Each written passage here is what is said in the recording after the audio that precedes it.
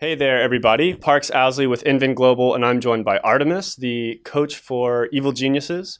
You guys are having a really tough time at the start of the season. I don't think this was expected from most analysts and just people kind of looking ahead based on the draft or the roster you guys got.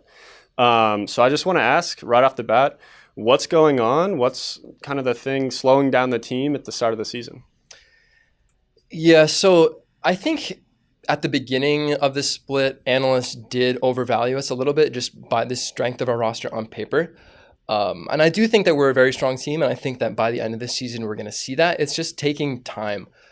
We have three pretty distinct cultures in this team. Like we can call the Cloud9 trio as like one culture, and they have some existing synergy and chemistry, and like they play well together and they have their own style.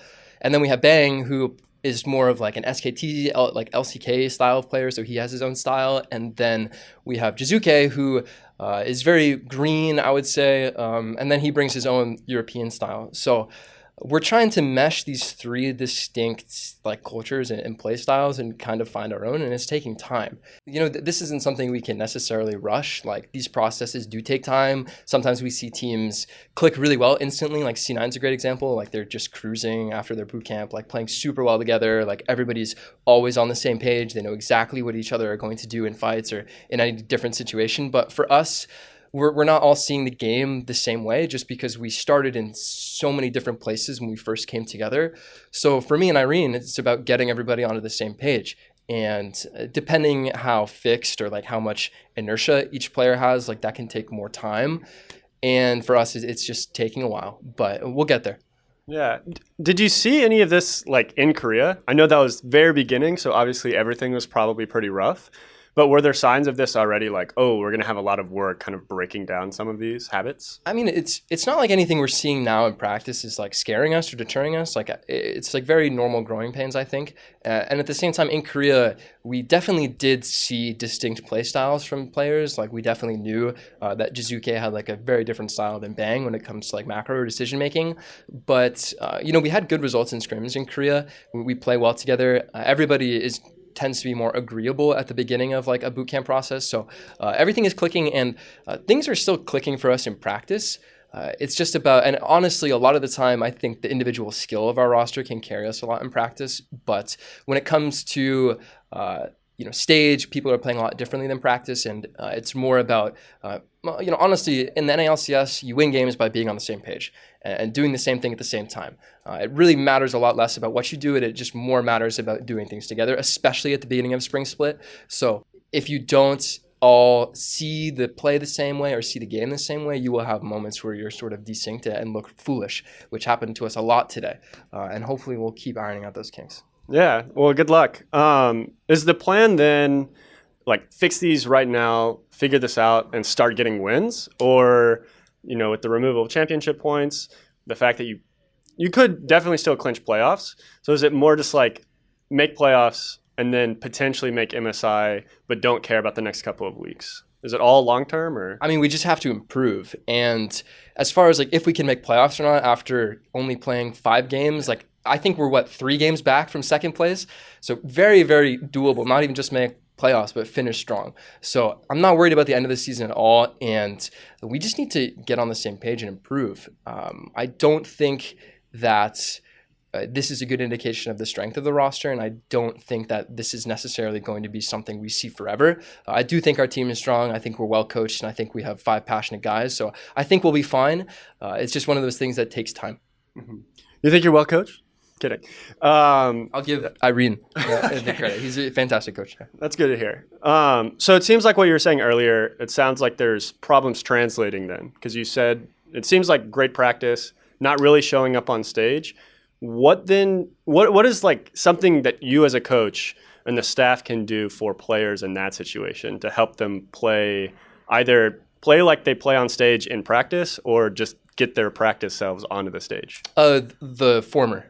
I think that the biggest thing that we can do as coaches, and this goes for every team, not just us, especially for teams I've coached in the past, but you need to try and model your practice close to stage.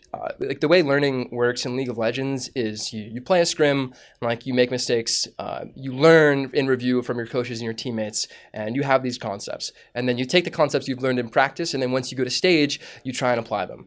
And oftentimes you fail at the beginning of this process, and sometimes you fail more than once, although typically it usually just takes once of messing something up on stage that you've learned in practice, and then that kind of commits it to memory. So right now, it's all about making sure that our practice is effective and we're getting good reps in practice and making sure that we're getting as close to stage matches as possible. That way, it's a lot easier for these guys to translate what they've been learning in scrims to stage. And it's our job to do that. Ultimately, it's on me and Irene to manage the environment and make sure we're getting good practice. I hope that works out for you guys. I hope that we can start kind of seeing some of the translation better. I guess we wouldn't see it because that's going to happen on the practice side. So the other thing I wanted to bring up, there was a point I think Jacob Wolf made on one of the ESPN shows about how EG is a brand new org, obviously not a brand new org, but to League, they brought in everyone new. And even Immortals and Dignitas, they have people left over from last year, and the whole staff from Immortals is the same as Optic. And you guys have a completely new roster. You've got some pieces that are connected, but is that do you think, would you give that some actual merit? Is there substantial maybe growing pains there that other orgs, even the new ones, aren't facing? No, definitely not. And I know that I'm doing a disservice to the fans who are like searching for some narrative about like, why is EG starting slowly? But I think Evil Geniuses did a fantastic job with their recruiting process and their onboarding process and hiring their front office staff. I think that our general manager, Andrew, is fantastic. I think our two coaches, Irene and myself, are good. Irene is great. And I think our director of LCS, Greg Kim, he's one of the most intelligent guys in the space. Used to work at Riot. I think he's extremely effective at what he does. Team manager Sabrina, she's great. Everybody, honestly, in the front office is great, and I think that they all are exceptional. And that's the reason that they're working at EG, is because they showed that they had exceptional prowess in their other positions. So there's no internal conflicts in EG. The ship is not sinking, guys. We're going to be fine. Awesome. Well, is there anything else you want to say then before we go, or is that it? No, just bear with us. Be patient. Obviously, we would love to be winning games, myself and the players included. And it's you can't imagine how hard it is on these guys to be losing games. So the biggest thing you can do is just support them, and don't be searching for some narrative or some secret about why they're struggling. Sometimes these things take time, and we're not trying to rush them. I think that we're here to support them through this process. It's incredibly challenging for them. So be patient with us, give us time, and thank you as always for your support. Awesome. Thank you so much. Thank you all for watching. For more Inven Global content, please like and subscribe below, and we will catch you all next time.